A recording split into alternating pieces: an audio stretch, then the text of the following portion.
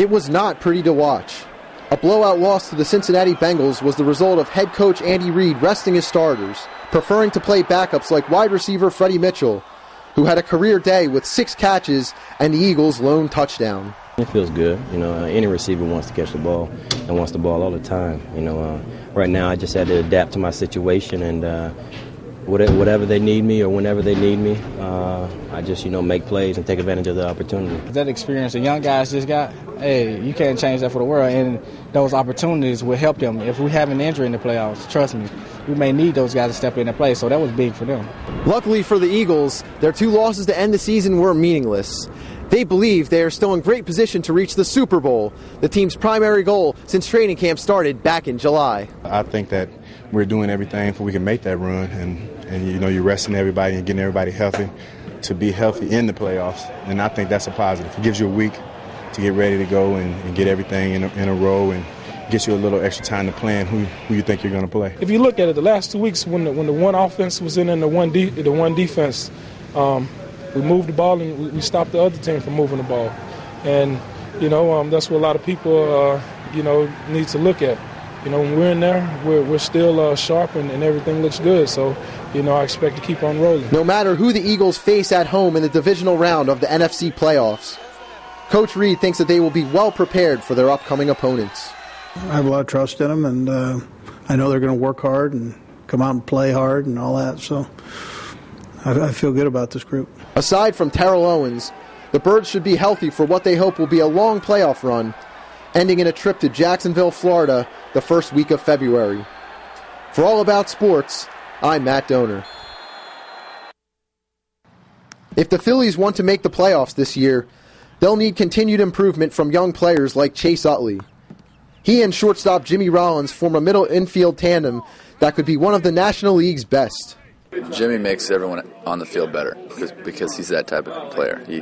He's so good that he makes the outfielders better, he makes the infielders better, and he makes the pitchers better. So playing with him is definitely an honor. Utley is becoming a star second baseman, batting .291 with 28 homers in his first full season with the Phils. He has become a fan favorite, and the players see him as a positive influence, both on and off the field. We got a great group of guys here, and like you said, it's one of the best combinations in the National League. It's going to be exciting to be part of it and watching it on a daily basis. I think it'd take a little pressure off early in the season. Obviously last year it didn't work out at the beginning, but by the end it did. So I think it's just going to be that much more relaxed and that much better. After finishing last season with a 36-game hitting streak, one that is still active, all eyes will certainly be on all-star shortstop Jimmy Rollins. Baseball is baseball. Some days you get hits, some days you don't. Hopefully I do it, for, maybe about another 80 straight games. No matter when Rollins' hit streak ends, the Phillies just need a good effort from him and everyone else on the team. If that happens, as well as a few lucky bounces here or there, the Phils could make the playoffs for the first time in 13 years. For All About Sports, I'm Matt Doner. It is another glorious day for Michael Matz. Few people appreciate beautiful days like these more than Matz.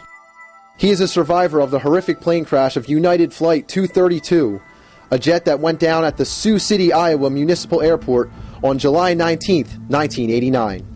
One of the engines went and busted the hydraulics, and after there it was sort of every man for himself.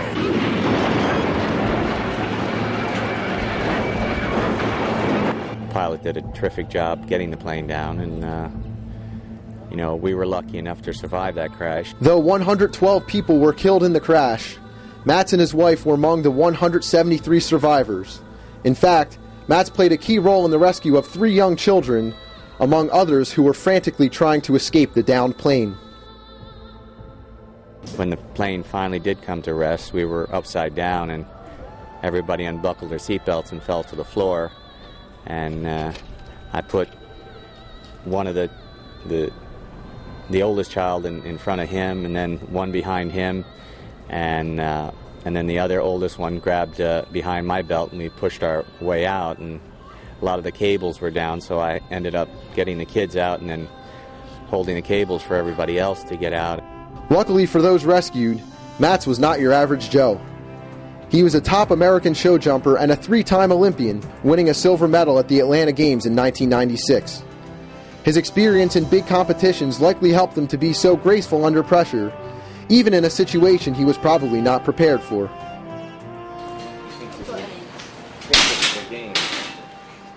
Matz is now a thoroughbred racehorse trainer. One of his horses, a 3-year-old named Barbaro, may be good enough to run in the Kentucky Derby. Thanks to his undefeated record to this point, Barbaro will be the favorite in this Saturday's $1 million Florida Derby. He's a very nice horse to be around. He can get a little antsy every once in a while, but on the whole, he's very nice to be around. He has a good disposition. He's run at 4 different racetracks, and he's won 4 races. Surely, Michael Matz is a hero, even though he won't admit to that. One thing is certain. Matz will never forget the horrifying events of July 19th, 1989.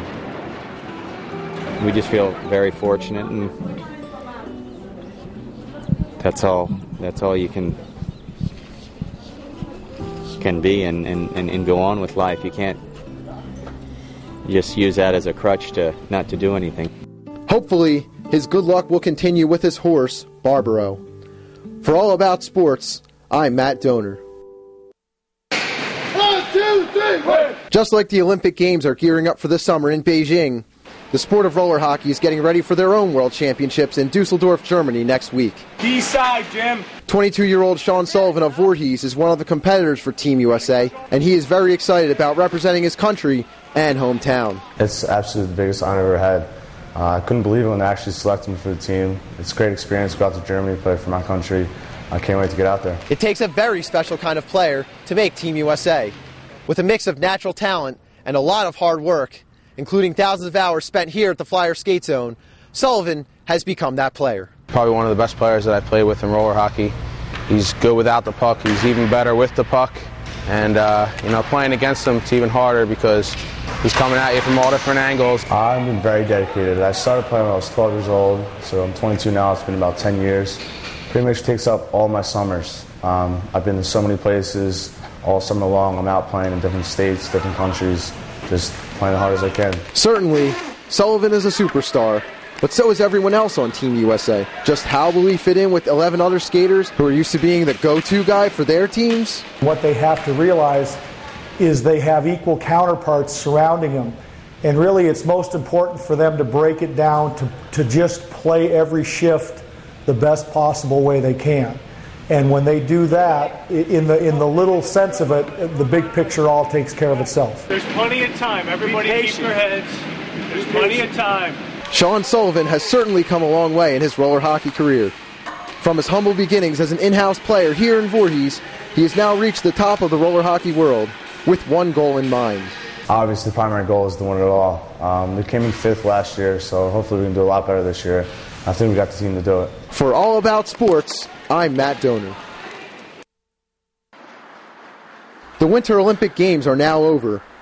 Everyone is back except for gold medalist Peter Forsberg and silver medalist Antero Niittymaki, who will arrive tomorrow. The Flyers' focus is now the race for the Atlantic Division title and getting healthy. I think the biggest concern is we still have banged up guys. I mean, I think that right now that's just trying to matter of getting everyone healthy and playing, and getting everyone in the lineup so we can go in with everyone in the lineup knowing what we have. The players now have to get back into the grind of the 82-game NHL regular season. So far, they look just fine. Gagne's day-to-day, and he'll be fine. We came out of it healthy. The energy that's in the 16 guys that skated today was tremendous. And, if this is the energy that the way we practice today, if this is the energy we're going to bring forward into the games, that's going to be terrific. So I would say right now that our team is really looking forward to getting going. When it comes to goaltending, the Flyers have a problem that many teams wish they had. After Antero Niittymaki's MVP performance at the Olympics, he now gives the Flyers 2 very good options in net. As of now, head coach Ken Hitchcock will not say who will be his number 1 goalie. Ken Hitchcock is going to play who's ever a winner. You're winning games, he's going to play you. Obviously, Nitty was terrific over there, and I'm really happy for him. We've got 2 guys who are emerging as good goalies, but they're still got a lot of experience to look forward to. The Flyers continue their season Wednesday night at the New Jersey Devils. For All About Sports, I'm Matt Donor.